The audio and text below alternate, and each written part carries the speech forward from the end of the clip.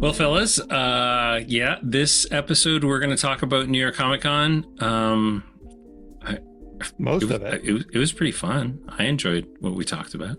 I saved a big conversational nut to be able to share about Ignition, and we decided to make an own episode about that. So, that's gonna sick addled brain just sort of said not funny things throughout all of it.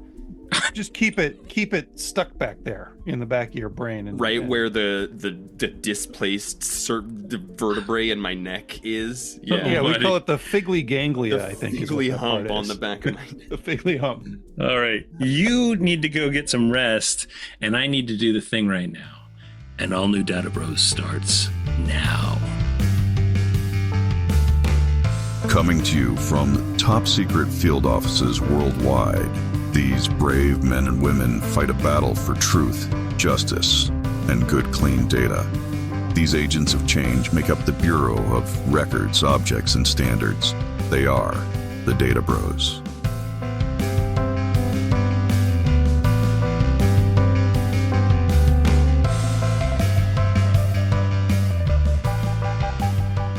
Welcome to the Data Bros, your weekly 30-minute appointment with us, the Data Bros, to talk the comic industry, comic book data, and what goes into running a modern comic store. I'm your host, Brian, and with me, as always, are Jeff and Django.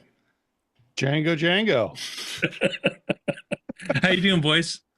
Oh, you know what? The Data Bros thing has been so much fun. But if it's not a challenge, I don't feel alive. Right. So what I've done is gone to New York. I've gotten really sick and irrevocably done damage to my neck and lower back. Nice. And took a very unique concoction of competing cold medicines to be here today. So if at any point it sounds like I'm not making sense even more so than normal, that's why. That's what I think you've got a real sexy baritone going on right now. I'm gonna try and mute for my coughing, but if I don't, it's.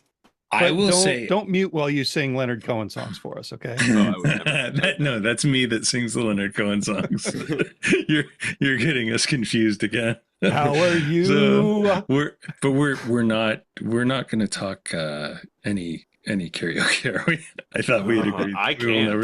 We'll never speak at karaoke. Listen, quick shout out to our great sponsors at Comico Comics. I did get pronunciation. It is Comico. Okay. They gave me an ad read here. I'll just go ahead and do this one. They got like exciting action-packed music fades in. I don't know what budget they think we're getting that from, but excellent. Have you ever seen an annual where the main group doesn't even make the cover? Well, here it is, but don't worry, they're inside and they got a lot of work to do. In an echo of thunder, our heroes team up with the Thunder Agents to stop the villainous Nazi von Geist and his super soldiers from taking over the United Nations. Explosive action, 43 pages of it, all by Bill Loebs and a top-notch art team. But wait, there's more. In the shape of things to come, we get the first appearance of the Elementals, shapeshifters on a mission to test their limits and things get wild. It's 64 pages of full-color comic goodness for just $2.95. Don't miss this crossover action in the debut of Elementals. Grab it before it's gone in Thunder. No, well, they didn't even put the name of it. Well, it's like, Justice Machine Annual #1. Why wouldn't they have Justice Machine Annual? It's like way down here. These guys really got to get their stuff together. So Justice Machine Annual #1, 64 pages, $2.95. That's a great deal. I don't care how good or bad the comic is. 64 pages for $2.99 is unheard of in this economy. Todd McFarlane must be behind this thing, eh? Because isn't that his play, like the $2.99 comic in 2020? That's insane. It was for a long time. Even Saga is $3.99 now. Yeah, that's crazy. Well, thanks to our good friends at Comico, and we're really looking forward to all these amazing comics you guys get out, and I guess we can find them in better comic stores everywhere. Let's talk about not a boot, the New York Comicon. So we all got back from New York. You guys kind of made your way back on Monday, right? We hung out to expose ourselves to as many potential New York vibes as we could absorb. Oh, and you got New York vibes before me and after. Like you really bookended the. You wanted to get as much exposure as you possibly could. I feel we call it a Brian sandwich, is what we. I will tell you what though. There was a day when both Brian Garside and Shannon Merritt left New York, and it definitely begged the question: what the hell are we still doing here? How can New York feel so much less with such a small percentage of the people leaving? Okay, I guess. My favorite thing is the fact that like when we were together, we made terrible decisions about our sleep Speak for yourselves. Habits. Well, okay, so Django and I made terrible decisions about our sleep health, and we both blamed each other. And then as soon as I was gone, Django's sleeping like 16 hours a day again. Yep. I'm back to naps this week, man. Yeah, it might be my fault. I may have been the problem all along. I mean, because I'm back to 3-hour sleeps. If you have a spot where there will be old fashions made anytime past 2:00 in the morning, it's really hard to like call it an early night. Yeah. And pocket tamales. Like there was a lot of incentive to go to Brian's room. Pocket tamales. Oh my god. Okay, so I will say that Django's room smelled terrible. It did. It smelled like terrible. Anytime I went in there, I was like, thank God whatever they're doing in here is not what we're doing in our room. We were wondering why it smelled so terrible most of the time. Well, there were pocket tamales in your room, so it was definitely like dirty clothes, old food smell. Yeah, dude, it was like the back room of the comics place sometimes when you don't pour water down the P trap. Oh, yep. I think there was some swamp gases coming up. Mm.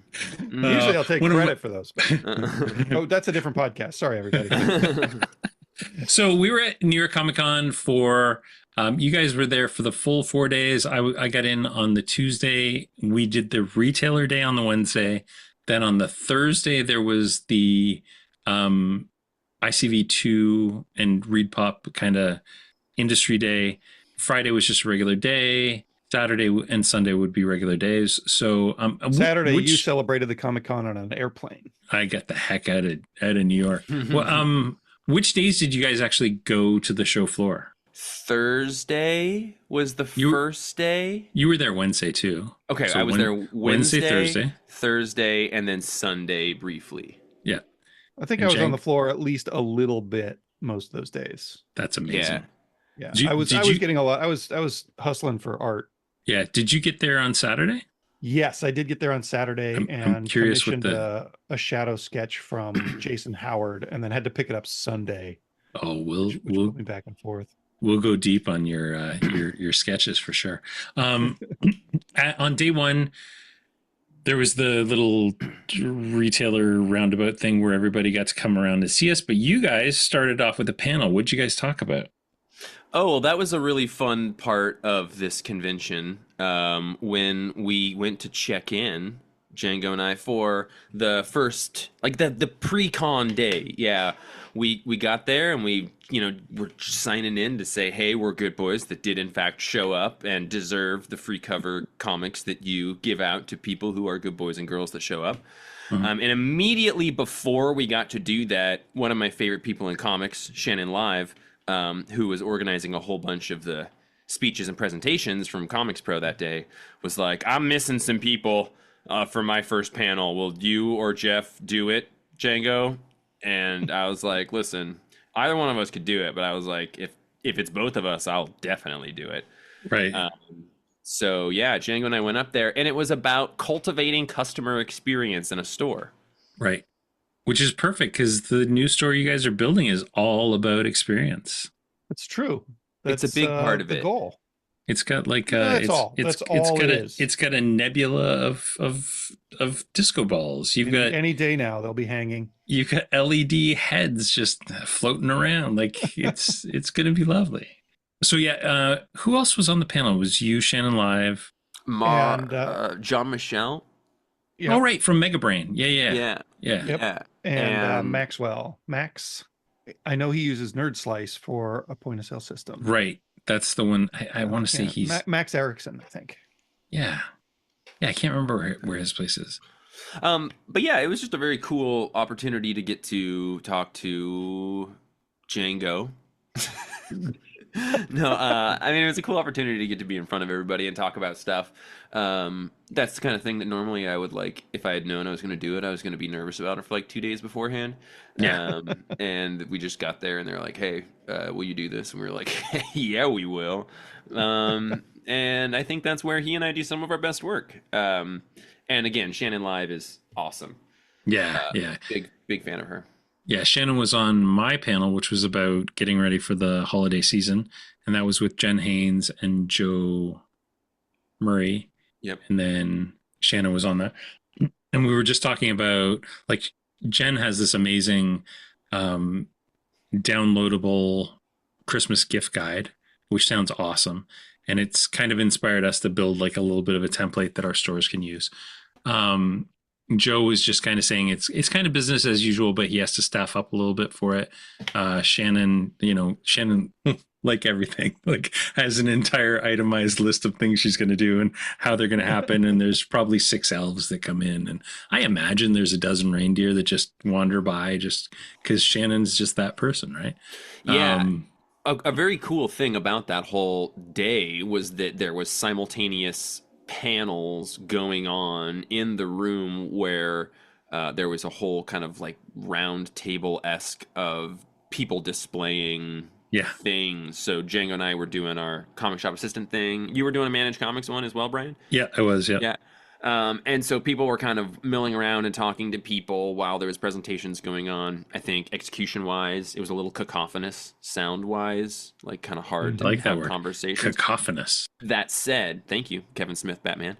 That said, I think that the division of like people getting to listen to presentations or walking around made it a much more comfortable environment to be talking to people at the booths, because it didn't feel nearly as much like sometimes at ComicsPRO people are forced to go around and kind of awkwardly be like, I'm visually acknowledging you and I'm going to walk on.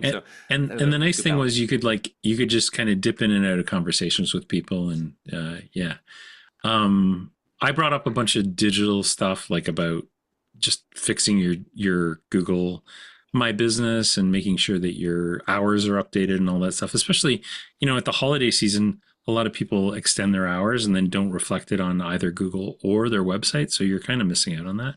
But I think I'm glad overall you said that just now. I'm supposed to do that before we close it an hour early today. Let's make that happen. Let's get that solved today. But yeah, I think overall, like, that day was really fun. It was there was a lot of presentations from like Image, and Todd McFarlane talked a little bit.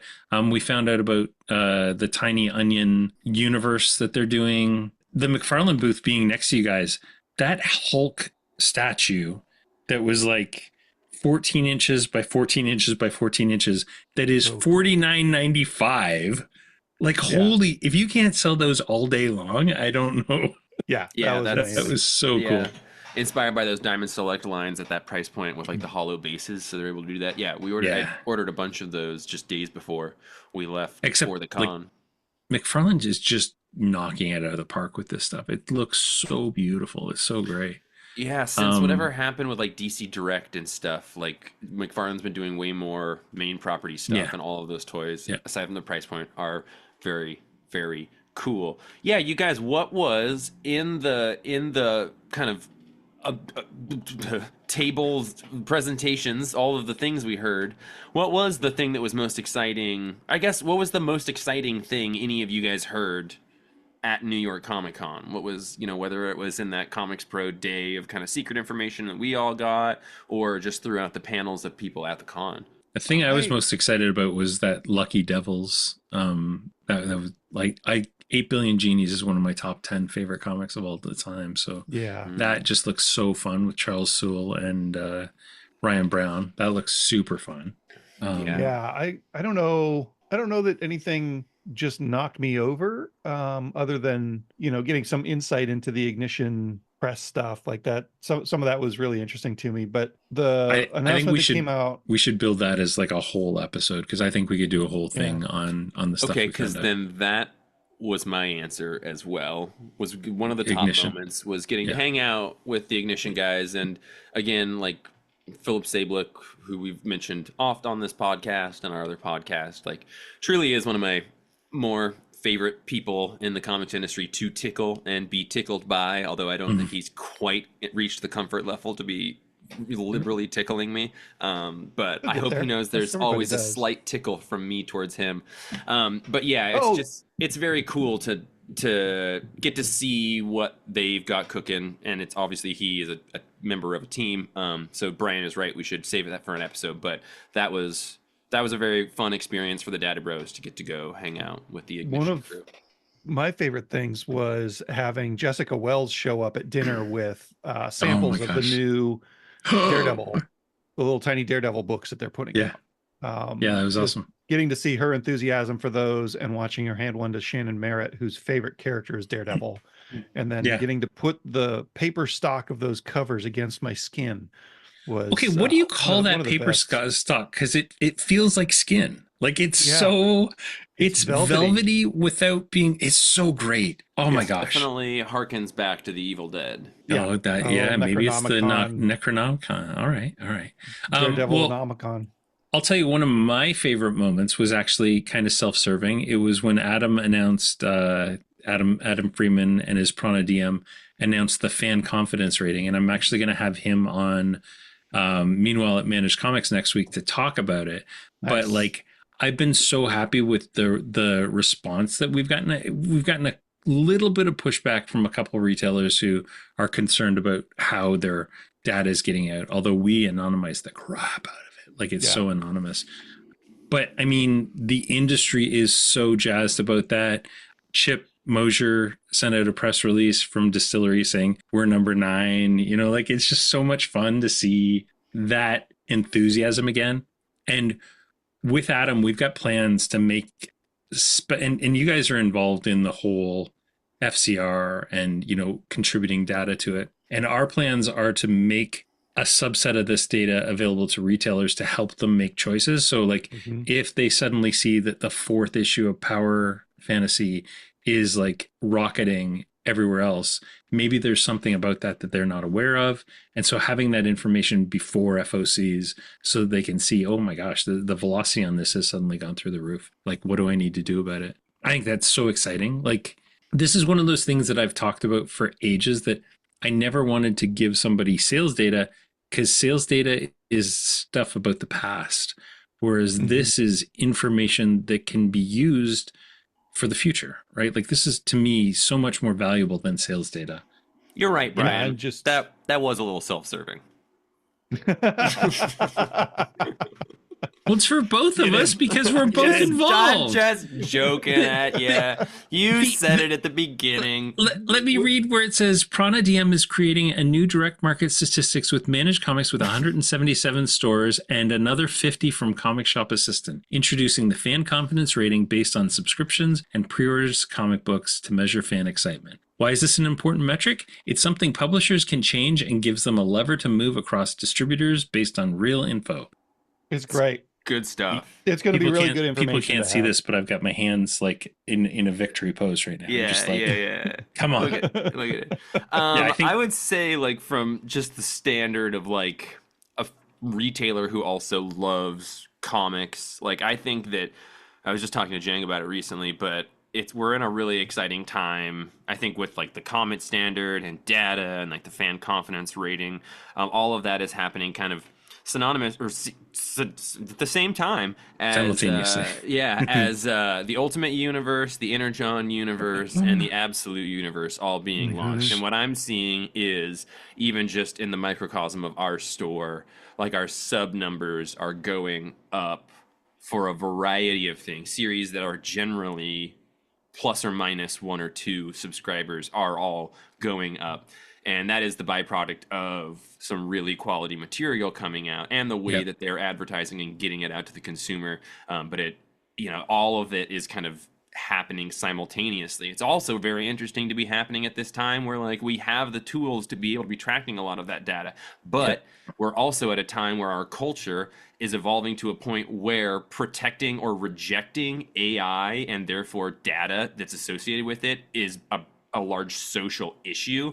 So you saying like we're anonymizing it, but there are people who are against it. It's like, yeah, like that's going to be kind of impossible to defeat because there is a sort of very large scale anti-AI, pro-anonymity movement happening with data and internet. So like it's a very interesting ball of wax that is all sort of feeding each other. Wax balls often feed each other. Yeah. Yeah, they do. No, I'm super proud about like the way that we're gathering this data and the way that we're firewalling it so that there's no geographical information. There's no, it's just a number. Backing out to figuring out anything more granular. Yeah. Yeah. I think it's so awesome. And I'm proud of us for being vanguards in this kind of thing. And proponents for it. Like, this has the ability to change and kind of dial in what retailers are able to do. It's not just a thing for publishers. It's a thing that everybody can benefit from quite a bit. And it's would be really difficult to be having tried to do it even like 2 years ago, where like, again, comic shop is always ebbing and flowing, but we are at a point right now where excitement for quality comics is very, very high. So it increases the amount of usable and valuable data there is. For sure. Hey, Django, I think I heard that you have a sponsor. Is that true? Yeah. These guys, they sent us this thing late. It's kind of a suspicious email address, but their PayPal seems to have cleared. So, all right. Well, then I got a little ad read here. The check clears. Daddy's ready to listen. That's here we go. Do you have cash and want a house? Yeah. Do you have a house and want gold? Maybe Daddy shouldn't be ready to listen to this one. Do you have gold and want it cash? Yes. Cash-houses-gold.com is the answer. We help you get a house for cash or gold for a house or cash for gold. Visit cash-houses-gold.com today. Website coming soon. Please visit until it works. Not responsible for attempts to trade gold for houses or houses for cash or cash for gold. Should we keep that in? Should we take? I don't know if I would have taken that one, Django. That seems a little. I'm going to be honest. Was it handwritten? Was it handwritten when you got it? I've heard of correspondences between Django and this company for a while now. Like, I'm surprised they haven't built a website yet. And I'm glad that he's finally taking a step forward with being willing to support them. But that one's a little concerning. I just. Yeah. It's probably fine, Brian. Like, do you not like houses or cash or gold? Like, they're all positive things. I don't know if you've listened to the recent interesting developments in my lives, but it's hitting a little close to home right now. That sounds to me like your dad has 2 houses, maybe. Or none. Maybe 6 or we'll none. find out soon. All right, I've got one. Then he's gonna have gold or cash. Press release from Unico Unicorns, the cartoon Unico, and it's a fiery young unicorn buck who goes on magical adventures that are rainbowy, and unlike Comico, you can pronounce it Unico or Unicorn. Unico. Check your local library, and don't forget your local comic shop. Support those. Unico. Jeff, I'm not going to lie. I feel like you just made that whole ad read up on like our legitimate ad reads that we've done. You're starting to make a mockery of the whole situation of ads on the Data B.R.O.S, and I'm a little offended personally. As I want to be clear to our listeners and transparent to my co-hosts, I did make that up. That was a fake advertisement.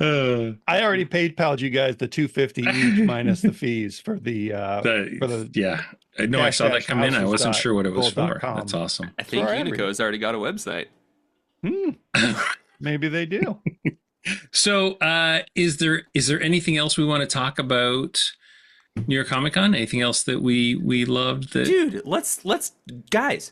You mentioned it briefly. The Jimmy T IV Tiny Onion thing is very cool. Yeah. And the way that they're approaching it from such a diverse, series of ways to look at a comic company and the IPs that you create, I think that is cool. And he's a guy who I've not, his books can be hit or miss with me. I really like some of them and I don't like some as much. I'm very excited for him and the crew that he's got and the way that they're working on it. DC's announcements about the next Absolute books, like Absolute Martian Manhunter, looks awesome. That looks cool. And is a writer that has been doing new stuff that I think is very exciting to me. Getting to hear Scott Snyder drink a little alcohol and then get up on stage and talk is one of my favorite things. I love the man. And I love his enthusiasm, even when he's just off the rails a little bit. And he made me so excited for the Absolute and All In universe that, he's a great person to be writing and marketing and building this. I loved Nancy Spears just kind of winding him up and then just letting him go. It was just so great. Yeah, that was awesome. Yeah. There was a keynote speech from Brian Hibbs. Always good to see Brian Hibbs. It's very cool to get to see him, and I'll listen to any keynote speech he ever wants to give. And I'm excited to, hear Django and Brian on one of those in the future. Which Brian? Oh, Brian Garside. So the two of us on one. Yeah. Sure. We'll do a Data B.R.O.S keynote, and we'll just it'll just be our secret origin. We'll just tell people our secret origin. Excuse me, this speech would be way better if Jeff was up there and not one of the two of you. We'll get you up here. We'll get all three of us. Oh yeah. There's no reason why can't be three people. At the next Comics Pro, okay, I would like to do something like when they have all the Harley Quinns show up in one room. I just want to have all the Bryans on one panel. Brian Fudge, Brian Garside, Brian Hibbs, Brian. I would be so worried about I feel like the entire universe could implode if you have that many Bryans in one room together. I mean, the podium would probably. There's also rules, we do have, the Council of Bryans has rules about how many of us are allowed to be in one room together, just because there's, you don't want to shoot your whole Brian load all at once. You could really. Whoa. I was just thinking of the last thing that Joe told us about when the next ComicsPRO is. Yes, that's very exciting. February 20th to 23rd in Burbank. No, it's not Burbank. It's right next door to Burbank, and I want to say Inglewood, but I know I'd be a liar. But it's my email says Burbank, so does it? Okay, well then Burbank, which is Burbank is also the home of DC Comics now. So we'll be right around the corner from DC Comics and Kevin Smith's secret stash, Burbank. Either way, I'm very excited. Glendale. That one's gone. All Glendale. Yeah. I can't wait for that. A West Coast Comics Pro is always something that is way easier on this small comic retailer. Yeah, well, as we've experienced, I don't sleep anyway, so whatever you guys want to do, does it matter? Doesn't matter. Yeah. So we can have it wherever you want to have it. Alaska, I'm good. I don't know. Wherever. That super excited about that. Can't wait to see you guys in February. Can't wait to see you guys in 2 weeks. Oh, yeah. But in the meantime and in between times, I think we should kind of wrap this thing up.